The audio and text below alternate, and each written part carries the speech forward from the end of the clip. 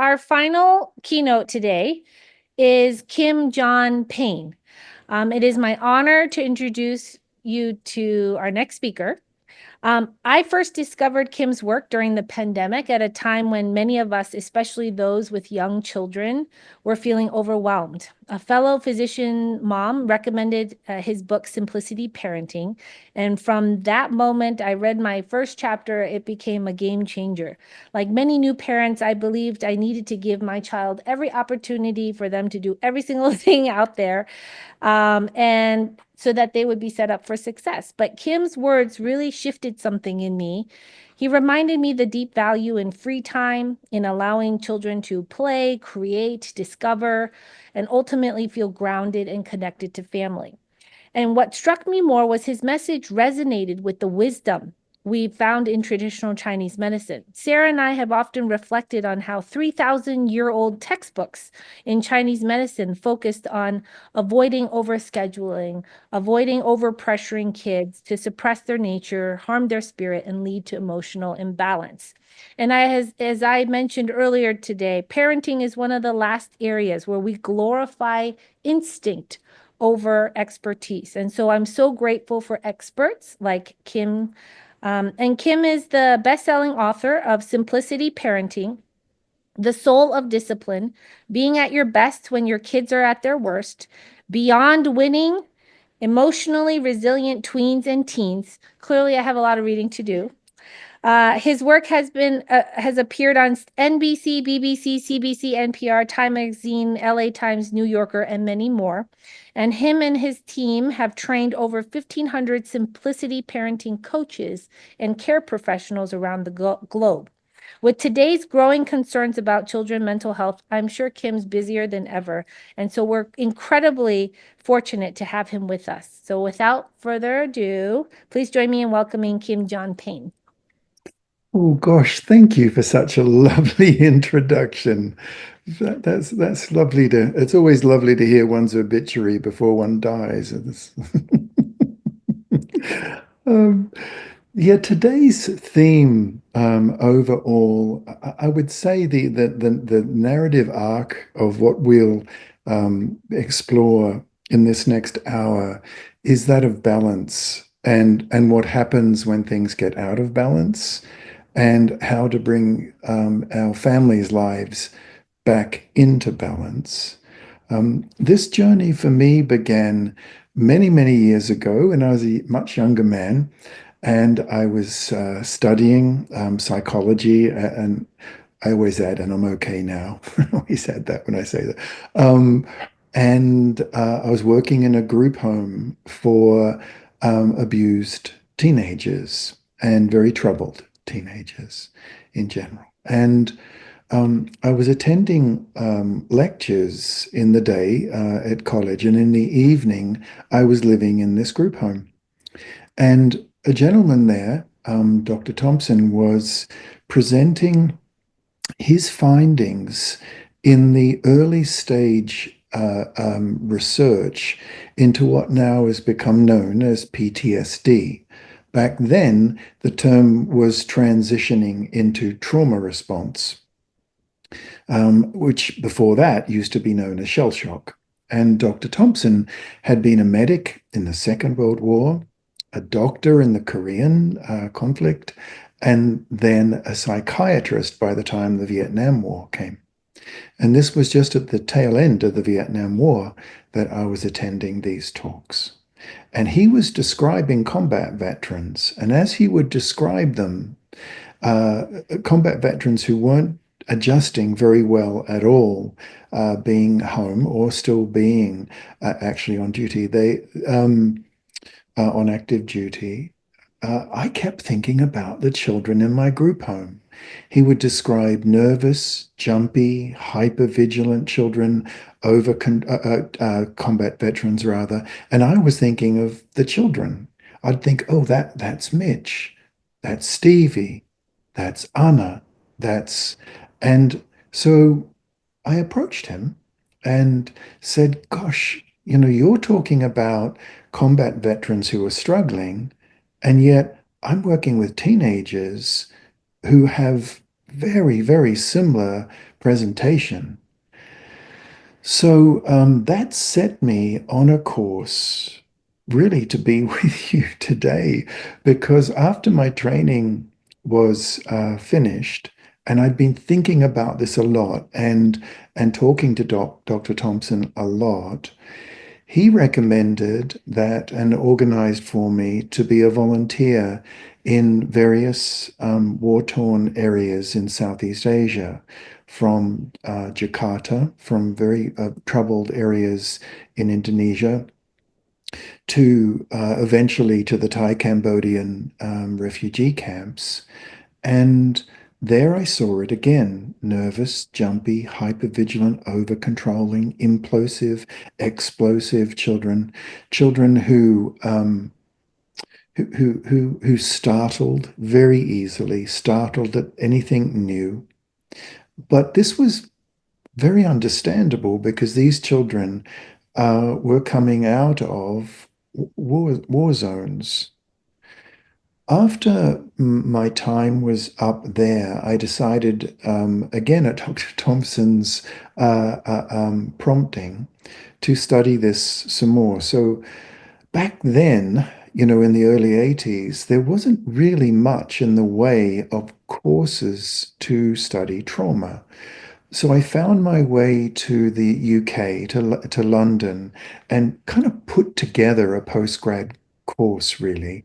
Um, Not a lot has changed there. A lot of us put together, postgrad courses. But and I had a little counselling practice west of London, and I very much wanted to have a break from the intensity of these war-torn areas, but through the door came these children who were nervous and jumpy and hyper-vigilant and over-controlling and implosive, explosive. And it was a little bit, well, it was a lot troubling, really, because these children had not been in war. They had not been abused. They had, and and yet, and yet. And when I started looking into their biographies, what was slowly the slow dawning realization, via my postgrad studies, but via really just sitting with these children, and I would start to visit them at home.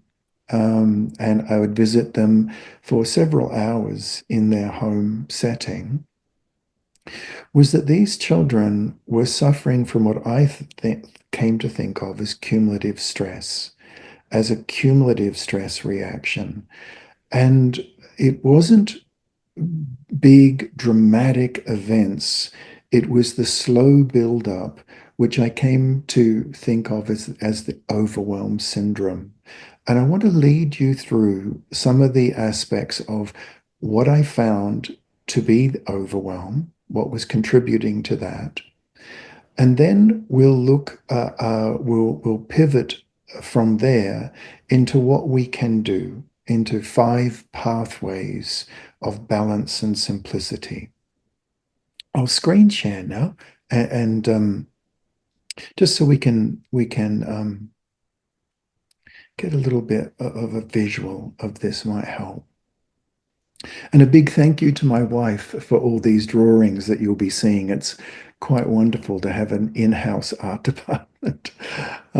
Let's push on then into the exploration of complexity and overwhelm, and we'll look at this in 3 different ways. Look through 3 different windows at the same dynamic of overwhelm. The first is that of a tap pouring into a vessel and there being spillage at the bottom here. What I mean by this metaphor is that for many children, the flow of daily life is pouring into their beings, into their whatever we would like to call it, their emotional being, their soul, the chi. It is, and it is too much, too much, too sexy, too young, too fast. too much. And I came to see this with the children I was studying and that I was working with, that what we were seeing was behavioral spillage. And in my work over the last 30 years, I've, like many of us, tried to understand the spillage with a background in psychology and care of children. But a lot of Western medicine and Western psychology focuses intensely on the spillage, on symptoms, and it's very important to understand the spillage. But what's more important is the decision to turn down the tap, so that what is coming into a child's being is able to be held, and a child is able to gain nurturance from it and not feel overwhelmed. And this is what we'll be exploring today. In the children that have been working with over and over, and there have been, it was mentioned that we have roughly 1,500 simplicity parenting coaches around the world, and in all kinds of countries, all manner of socioeconomic strata, income, and over, what we've discovered is the decision to turn down the tap, to turn down the flow, means we have less spillage, but this volume coming into the children and into the family's vessel has become the new normal. It's become so ubiquitous that society in general has all but stopped noticing it. Let's take a look at another lens, through the lens of the vagus nerve, of the sympathetic and parasympathetic nervous system balance. Um, a resilient nervous system is a nervous system where the parasympathetic nervous system, the soothing, calming, and crucially, the emotionally digesting parasympathetic nervous system, can recover when there has been stimulation, arousing, responding, reacting. And then when those two things are in balance, we see a resiliency. But the anxious nervous system is when there's too little parasympathetic and too much sympathetic, above the red line, so to speak. And in fact, that's a title of one of the chapters of my next book, Above the Red Line. And again, the issue here is that this has become normalized. Only the pace of modern life has so far outstripped a child's evolutionary any human being's evolutionary ability to not have the sympathetic nervous system triggered. Let's look at this a little bit further. Another way of looking at it, this is that third way that I mentioned, is equilibrium. Is just, if we understand equilibrium in a child's life, so much falls into place. Now, in a child's life, there are forces coming towards them from the outside. I've listed just a couple here by example, but shopping visits and play dates and childcare and new people and mum or dad not being home when I get homework, which is becoming a real problem for children, just this overwhelm of homework. So children can't reset when they get home. Sports clubs, far too many sports clubs and activities. And the big one is screens. So there's a lot of all that sympathetic, that's all in the sympathetic realm, in the sympathetic nervous system. That's very, very stimulating. But that's life, right? To some degree, all right, I get that. But when it's balanced with a child's inner world where they have time, they have time to play, they have time in family and with family and nature, with friends, with calming situations, with creative play and such. That then, the balance between these two forces is a flexible child, is a resilient child. Doesn't mean issues aren't going to come up. They certainly are, but it means there's a malleability, a flexibility. But what's happening for so many children is that the outer world is dominating over the inner world.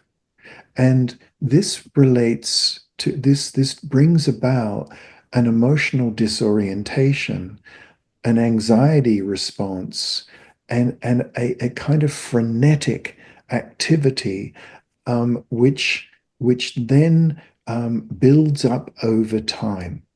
And it's what I came to think of with the children I was working with all those years ago. I came to think of it as the undeclared war on childhood. I'd been in declared wars, I'd been in war zones, um, and these children looked just the same, only they had not come from. And more as the decades have gone by, these 3 decades, I see the look, the presentation of children that look like they're coming out of a war zone, or worse still, in a war zone, but it's a cumulative effect. It isn't just these one large events. Now let's explore this a little bit further under the sort of main heading of why simplify? Why balance a child's life? Isn't this just the new normal? Isn't this just the way we need to raise children now? It's just a part of life. In order to understand this in one way, I want to look at the triune brain. And the triune brain, the willing, feeling, and thinking brain, is not as clear cut perhaps as this illustration shows. It has a greater degree of complexity to it. But for now, let's just look at a basic picture of the three aspects of the brain and the developmental, the evolutionary aspects, the brain stem, the which has one basic question: Am I safe? It's a very primitive brain, and it relies on predictability, consistency. It relies on having enough decompression time. It relies on not being on the go all the time. If the brain stem, or what Daniel Siegel in his whole brainchild book calls the downstairs brain, if that has if the answer to this question, am I safe, which is largely a lifestyle, not exclusively, but largely a lifestyle question. If the world around me, if my guardian parent or my parents or my educators, my caregivers around me help me feel safe, if life isn't moving too fast, if it's not booming and buzzing and I'm being rushed from here to there, from here to there, I can then answer that question, I am safe. And I can answer it as a child affirmatively. But if I cannot answer that question, am I safe? Then the next wrap of the brain, the limbic system, which developed after, which was more stimulated, is a better way to, and myelinated, after in terms of human evolution, after the brainstem and after the amygdala and basal ganglia and all these areas in the brainstem. Um, am I loved? It's very difficult for a child to feel loved if they don't feel safe. And this final wrap, the neocortex and the four lobes within the neocortex of am I competent? This can I solve problems? Can I learn from my mistakes? Can I think globally, get a big picture of things, and not be myopic and not argue my point and not be able to see that my siblings also have a reality about that dispute. If a child is captured and the pace of life is moving so fast, then everything becomes hard. It's very hard for them to co-regulate and attune. It's very hard for them to be loved and give affection and receive affection because they're hyper vigilant, looking at the metaphoric edge of the woods, wondering if something's going to come out to harm me. This is so a lot of the simplicity and balance that we'll talk about now is aimed at answering this question. Yes, yes, my dear child, you are safe. You are safe. As safe as we can possibly make it. It's not always possible, but we're doing our best as adults around you. The next and second and last aspect of why simplify is that difficulties, in a sense, are inflamed quirks, whereas gifts are calmed quirks. Now, let me unpack that statement a little bit. All children have their quirks. It's what makes them so lovable and so infuriating sometimes, but they all have their funny little quirks. When we add cumulative, complex stress to their lives, the new normal of the supersized family, where it's like a parental arms race, where we're trying to pack 18 years of development into the first 8 years, where parenting becomes almost like a contact sport. What happens, and I've seen this countless, really, it truly is thousands of times now over these decades, is that that quirk becomes what I think of as a soul fever, an emotional fever. And it slides along a spectrum, and it becomes problematic. But if the cumulative stress continues, if the overwhelm continues, if the spillage continues, then it can become a full-blown disorder. But if there's cumulative simplicity and balance in a child's life, then that same quirk, when it's calmed, becomes a beautiful, wonderful gift. The child, for example, the child who is a busy child, when they're overwhelmed, they become overly motoric, they become overly busy, can't sit still. But at the end of that, if the stress continues, is ADHD, is hyperactivity. But that child's life that is calmed can slide back along this spectrum, and the gift of the child who is just the busy child. That's all. They're busy and they're physical. They learn about the world through movement, through touching, through doing. Their gift is that they are the constructors, the makers, the risk takers. They are such fun to play with in friendship groups because they're always coming up with good ideas and on the move. Only now they can love. They can love and give love. They can give care to their friends and receive care. But when they are overwhelmed, they are actually in fight, flight, freeze, flock, and flop, fawn, so they can never leave an adult side because they don't feel safe. So therefore, we could look at all kinds of disorders, OCD, ODD, all, there's no shortage of Ds. And I'm not denying in any way that they exist. They do. They're descriptions of behavior that are most accurately portrayed. They are. But what I am saying is that a part of this, not totally, part of this might be genetic. There are other contributing factors. But I've seen so many children recover from from problematic and even disordered and spillage behavior to being just quirky. And so many mums and dads and grandparents and guardians, teachers have said, we feel like we've got our little child back. We feel like we've got our teenager back. They're back and they're thriving. Now let's move on now to how to simplify. Now, these five pathways that I'm about to lay out are not, I want to really add that these are not of my invention at all.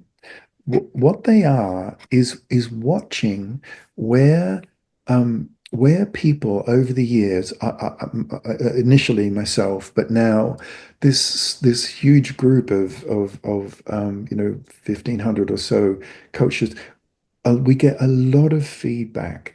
And these five pathways we're about to look at are, are emergent. They were not constructed philosophically, they were not constructed academically, although they've been tested academically, but these were emergent because the basic premise of what I'm going to present now is not particularly complicated. Well, actually, it'd be ironic if it was complicated, wouldn't it? Because I'm talking about simplicity. What it is that if cumulative stress can build up a complex post-traumatic stress disordered new normal, what about cumulative balance and simplicity? Shouldn't that be able to move back to recovery and then further to recovery to joy? To real, like a child who is now able to uncover their genius. So on one hand, we've got this movement towards complex trauma responses, which has become so normal. I can't emphasize this enough. Not all children have it, of course they do not, but so many do. So many do.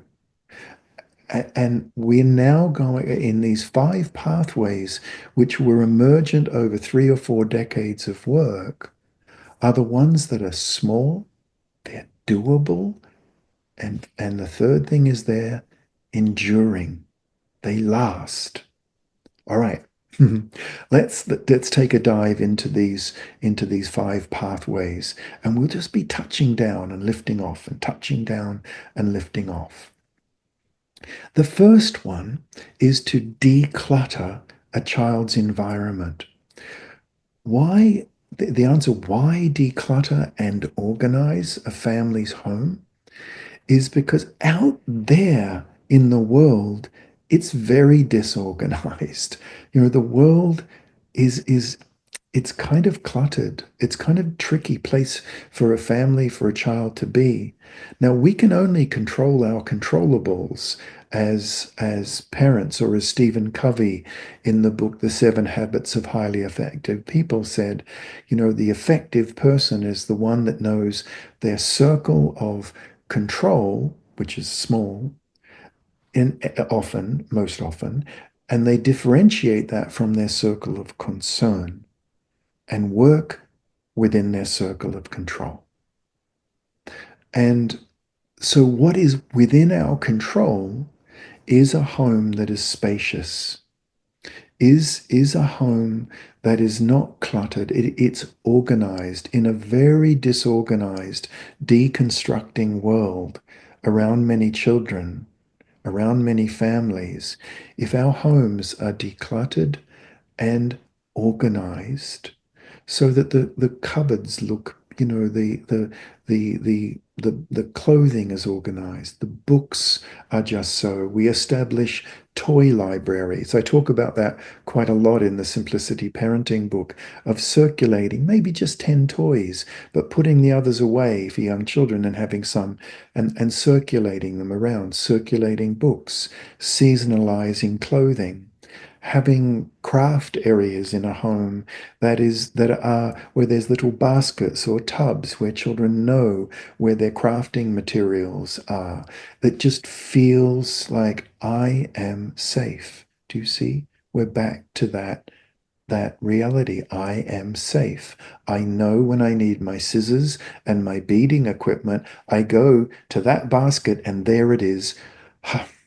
The world is good. Now, a child doesn't say that, but that's the feeling that's a parasympathetic moment. It's soothing. Um, One little tip, I just wanted to give this tip, is start, if this strikes a chord for you, start with our own spaces, with adult spaces, then like our studies and our bedrooms, our own adult rooms, and then kitchens, the second one, and then lounge rooms, and then finally the child's space. So a child ends up saying, when can my room look really nice? As opposed to if you do their room without the rest of the house, well, that's rather inauthentic. We're not walking our talk, but also it feels like we've raided the child's room and stolen their stuff. Okay, so decluttering and organizing. The second pathway to simplicity and balance and turning down the tap is to step up rhythm and predictability. Now, what I mean by this is that when things are rhythmical and predictable, again, this signals that the amygdala, the fight, flight, freeze, flock, flop brain, fawn brain, can now release traffic to the limbic system, to the frontal lobe, to the learning, to the academic brain, to the empathy brain. When things are predictable and there's a rhythm, a child can picture what comes next and then it comes true. And they picture what comes next because that's the time of day we always have dinner, or this is the way we always have dinner, and then it comes true. This is fundamentally soothing to the brain stem, and it's turning down the tap, and it is activating the parasympathetic nervous system. It's beautiful. It also allows for decompression. A child has breathing in their life. Their day has an in breath and an out breath. And that in breath is school and it's the car rides and it's busyness and it's recess and it's learning and it's homework and it's but then there's the out breath because there's rhythmically set out breaths, and I don't mean boring cold routine. I mean rhythm. I mean warm, loving, connecting, authoritative rhythms, not cold, steely routines which actually detach us from our children.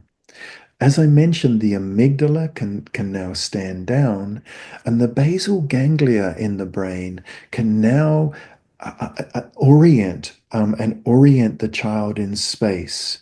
Can now begin filtering and release information into the loving brain, as I mentioned, and the you now get a much more flexible response versus that fight or flight response.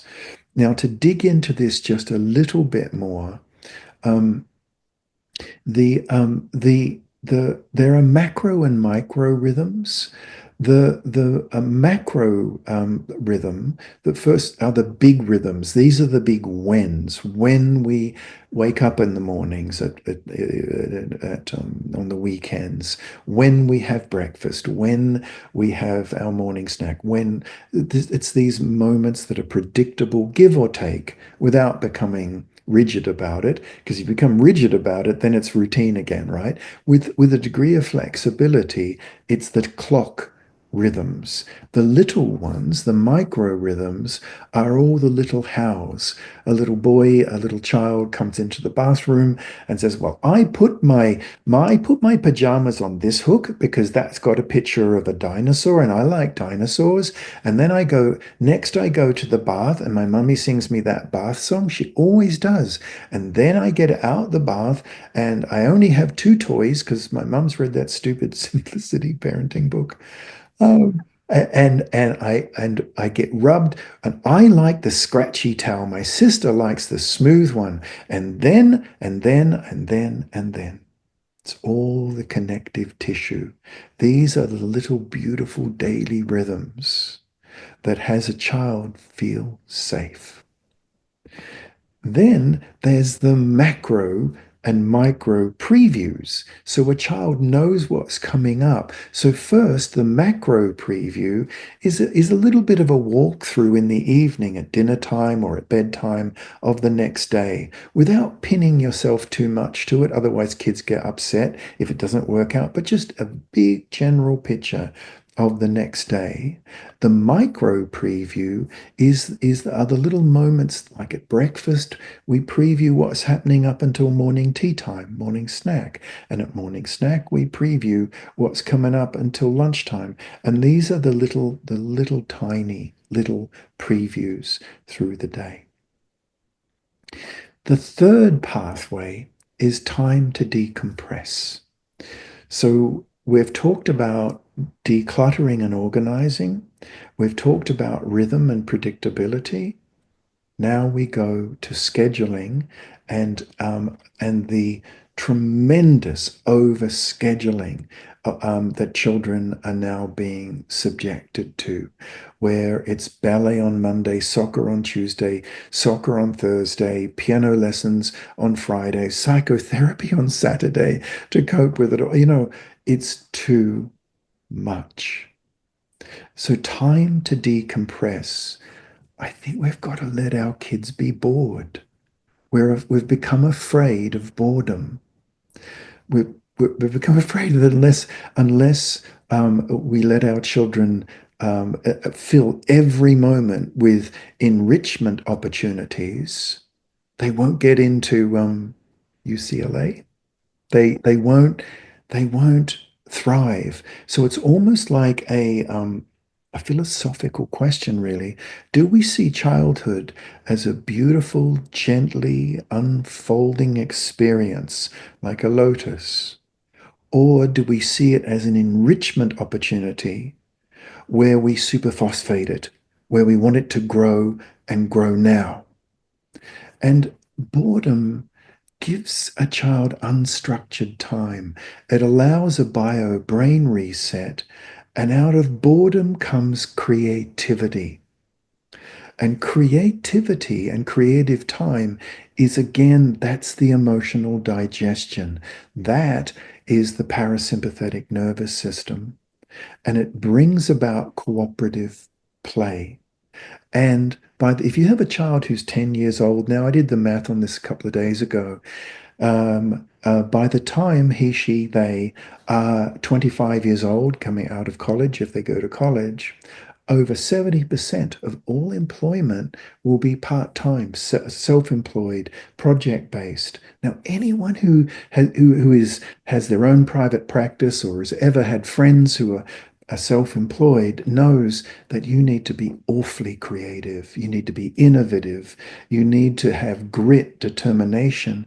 All these aspects are what a child learns in play when they're given time to play.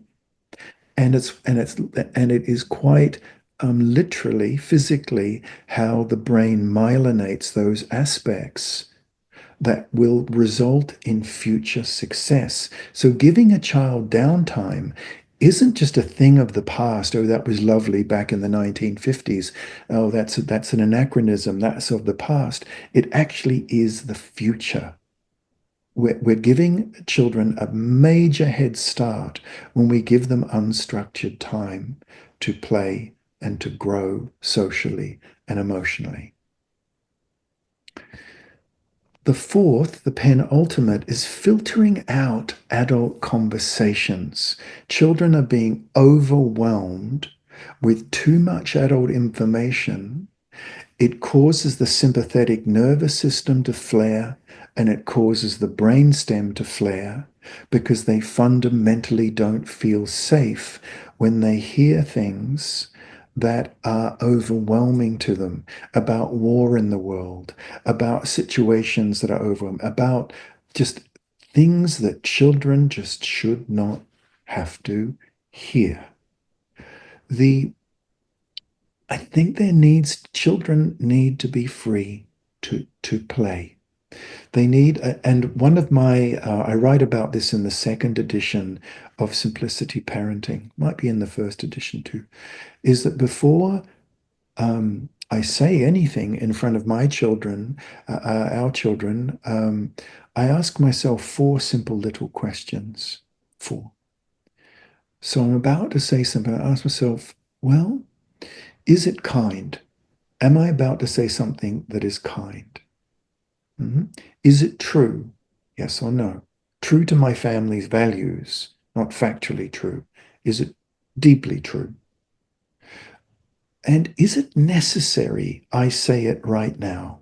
Is it necessary that I say this in front of a child in this moment?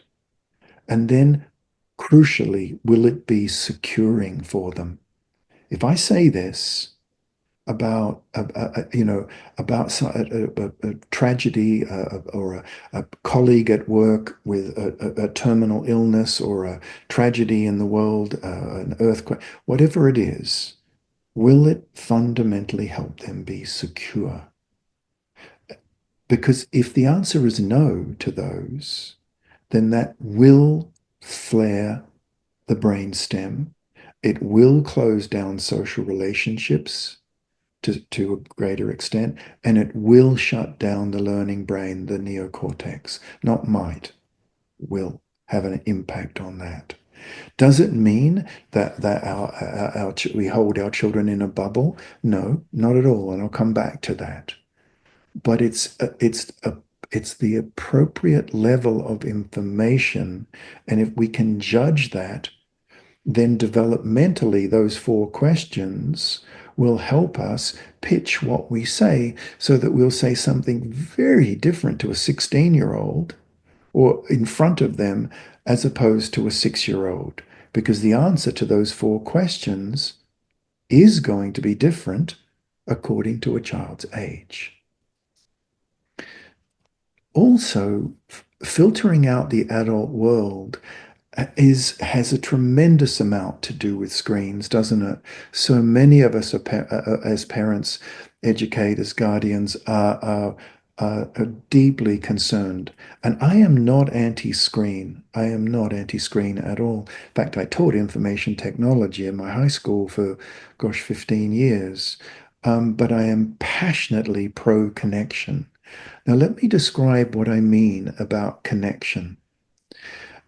And I've given Catherine has drawn for us here three, and then a fourth, a doorway here, connections.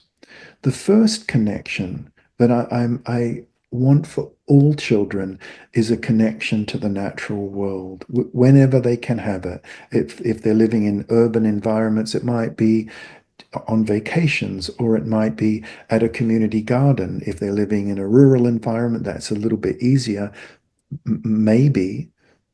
But because children spend now over 11, the Kaiser Family Foundation study in 2011 found that the average US child spends, 12-year-old, spends 7.25 hours on screens.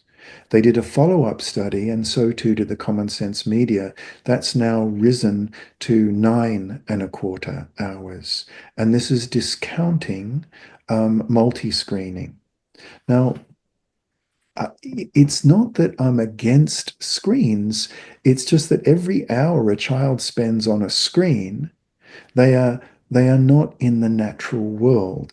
I don't mean nature videos and nature TikToks and nature YouTubes. I mean in the natural world, feeling, moving, swinging on that tree, exploring in the mud, the sensory world. That beautiful thing that so many of us had as children when we were growing up. The next circle in is connection to friends and play. And I don't mean friending and I don't mean video games. I mean all the learning that comes through friendship and what we have to work out in order to cooperate and all the future success we gain from that learning is is now a connection to play. Every hour a child spends on a screen, on social networking, friending, and on video games playing is an hour where they don't receive what is most vital: real friends, real play. And then the third circle and fourth are connection to family and family values. And now I don't mean family sitcoms, I mean real time with family and also connection to self. And I don't mean TikTok influencers, I mean connection to self, to a child's own North Star, not the toxic pop culture of magnetic north that moves according to what influencer is trying to sell our children with whatever product. Now, the last piece that I wanted to present before just time for any comments or questions you might have. The fifth pathway is that of the authoritative adult. The all children have their own attachments, friends, siblings.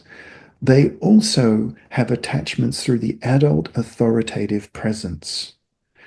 And the tension between what a child wants to do and what their friends are doing, and mom, everyone has an iPad, mom, everyone has these sneakers, mom, all that. When we can stay within our family values as a parent, as a coach, as an educator, then this is the tension, which is the formation of character, it's secure attachment, and it's the formation of strong families. Only what is happening is that that's getting really, really wobbly, really wobbly. And there's been, very briefly, I went to a conference. I got accepted into a conference that I haven't been accepted into for years. I kept applying to this conference for the leading marketing agencies and marketing directors of marketing to children. And I wanted to go undercover.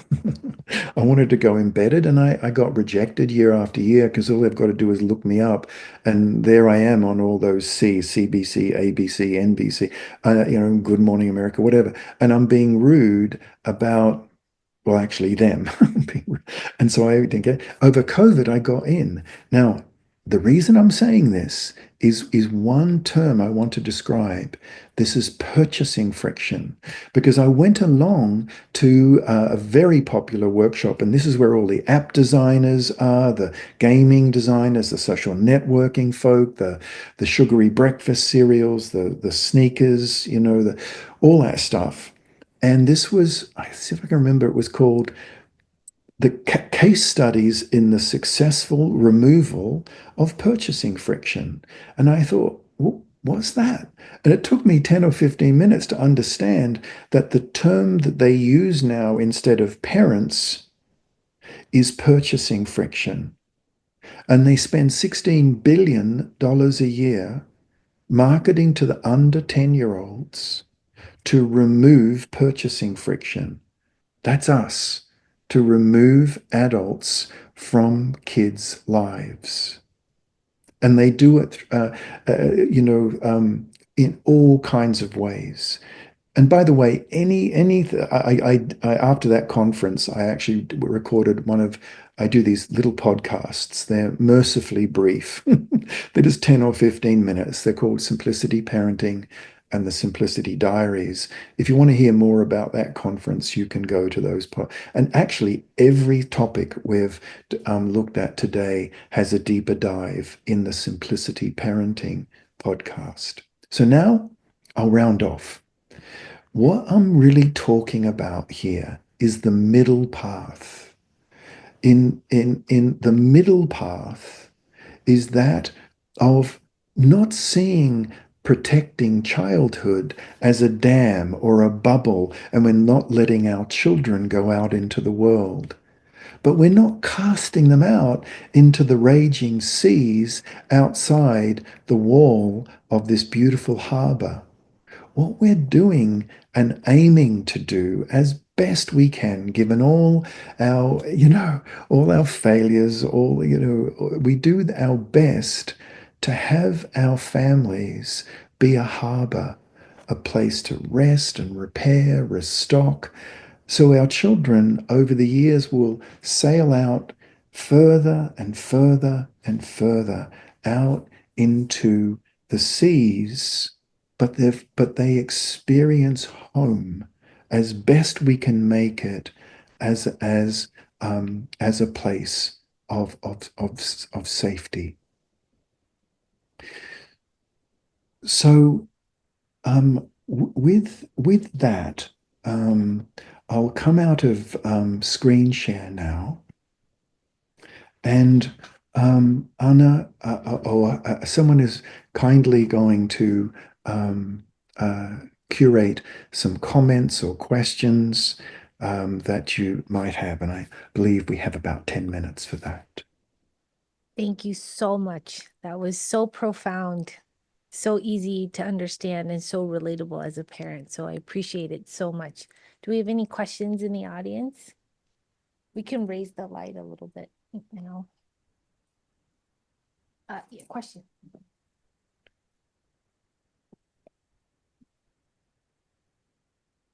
Thank you so much. In terms of deciding what information you do want to bring at what age, I mean, you kind of said 6-year-old to 16, so that felt obvious in a way, but how do you decide as a parent what comes in at age 6, then at age 7, then at age 8? How do you find that North Star for that? Well, what a lovely question. Thank you. The I think the rule of thumb is, can a child feel, take an appropriate action? I'll give you the briefest example. Where I live, there are a lot of homeless people, or people on the streets, unhoused. And so our own two daughters wondered what they could do. They could give them money, but they decided to make friendship bracelets. This is when they were 7 and 9 years old.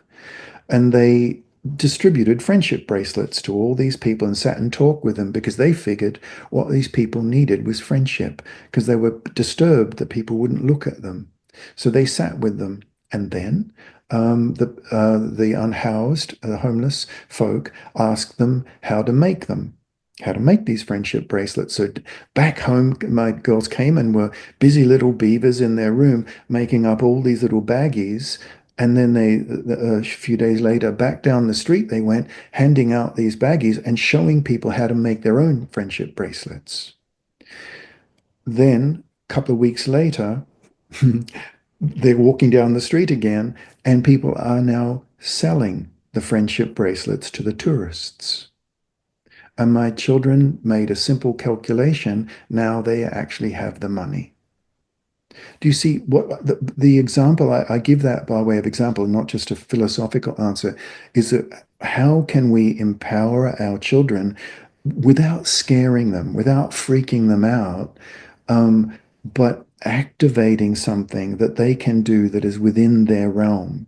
Like a 14-year-old is going to have the ability to work in to go to a community supported agriculture that gives money, gives food to the food bank and delivers it to them. I'm not making this up. This was now my kids at 14. Um, uh, what we want is to grow social and eco warriors, not kids who are scared and not kids who have been so overwhelmed with the worries that we have of adults about the world that they see the world as horrible place. The world's a beautiful place and there's beautiful people in it. And that's the beginning, excuse me, that's the beginning point. It's a big subject, but I think all in all, if we can trust our gut instinct, will this will this worry my child? Or will they go to bed that night feeling good about something that they've done to right a wrong? That's the baseline. Much bigger subject.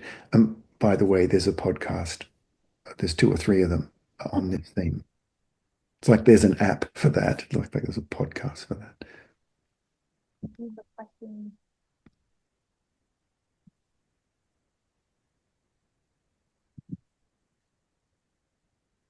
Thank you so much for this discussion. I really appreciate it. I was really excited to come listen to you. About many years ago, I found your book at the bookstore. I was just roaming the bookstore, found your book, read it. It totally changed the way I raised my children. So thank you. My question though is, what if you have one parent who wants to buy the PlayStation and buy the, buy those, toys, and another parent that doesn't? What do you tell parents in that situation? Yeah, just yeah. Yeah, just imagine that. um, the again, we can only control our controllables. But one of the things I find that's very important is, again, we come back to balance a little bit. If you have one parent, I'll tell you what one mum did years and years ago. She had a dad that was the child's father, two children's father, who was heavily into technology and heavily into monster truck car rallies. I don't know if you know what they are. I didn't, but now I do. And into Major League Baseball. These kids are now they're 4 and 7 years old, and but that's the way that Dad related to them. He related them through video games, through seeing cars all smashed up. So the mum did her best to dial it back, but what she did do is she had a paper calendar with a C and an S that she would write with it together with the dad. They'd take it down each night and they'll discuss, was that a stimulating day or was it a calming day, C, or was it an SNC? Was it a balanced day? They agreed that the digital stuff was very stimulating. It is. They agreed a monster truck car rally is very stimulating. I mean, my goodness. They agreed an NBA and MLB baseball or basketball game is extremely stimulating, and jumbotrons and so on. So and they agreed that like going to see an NBA game was like a triple S. It was very, very stimulating. So for the next 3 days, they would have C. They would have 3 days of calming. It kept the parents together. It kept them working towards balance. And I tracked that family for a number of years. They got back in touch with me over the years, and slowly, slowly, the digital dad, as he described himself, kind of got onboarded because the kids were just way easier to cope with during those calming days. And the behavior was better, the play was better, but it began with a not denying that he wanted to do this, but also not denying the children needed balance. It's a great question, and it's a painful question sometimes when you see stuff being done to kids that you know is not good for them. I think we have one more time for one more question.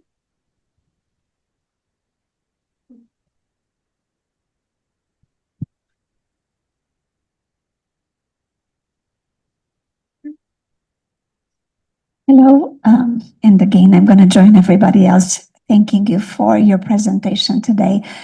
The question that I have, what is your take when denying a child that wants access to technology just because friends, peers around it has it and is refused by the parent?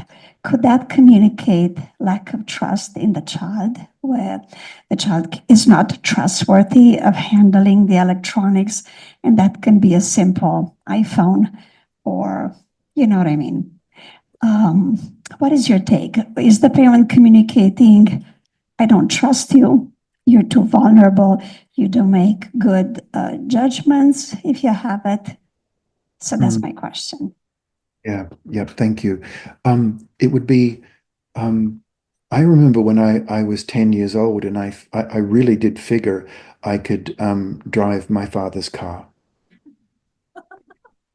I, totally, I could do it. So I did. And I backed it out of the driveway and straight into the gate.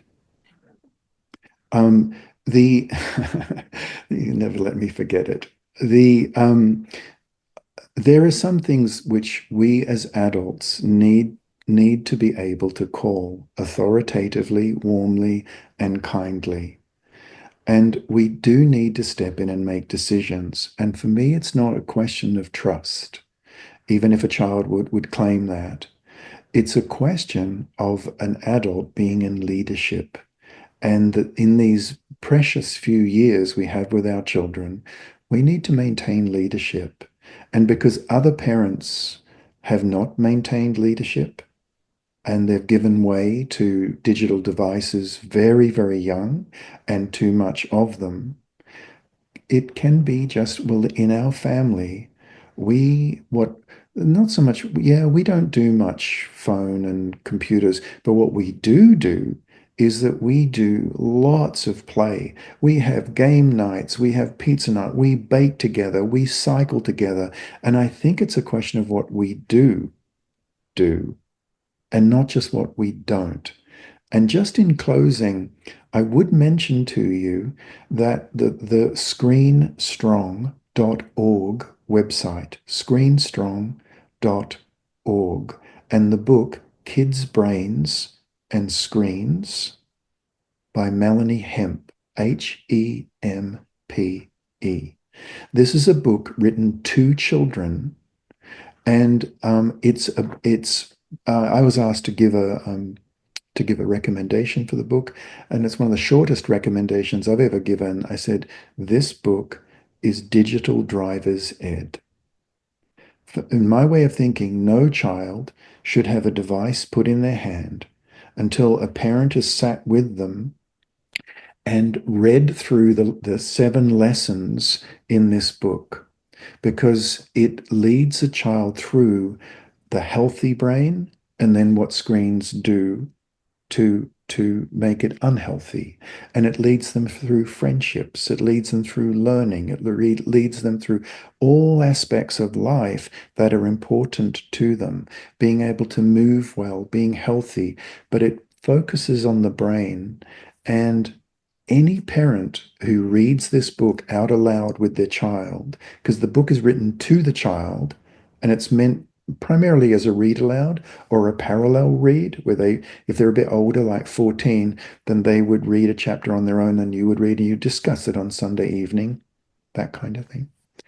This book is brilliant. It is completely brilliant, and it cuts right across the trust question, because then a child can see authoritatively and without any doubt, and it's an impeccably researched book, what this is doing to their brain. And one child, just to round off now, one child came to his mother a couple of weeks ago and said, Mum, I don't need to do those next 3 lessons. The mum said, why not? And she said, I get it. this is poisoning my brain. I don't want to do this. But he very quickly followed up by saying, but why do so many other grown-ups do this to kids? Now, at the start of our talk today, I talked about the undeclared war on childhood. It's a grim picture. My wish now, as we close, is that um, you declare peace in your home, because that's all we can do.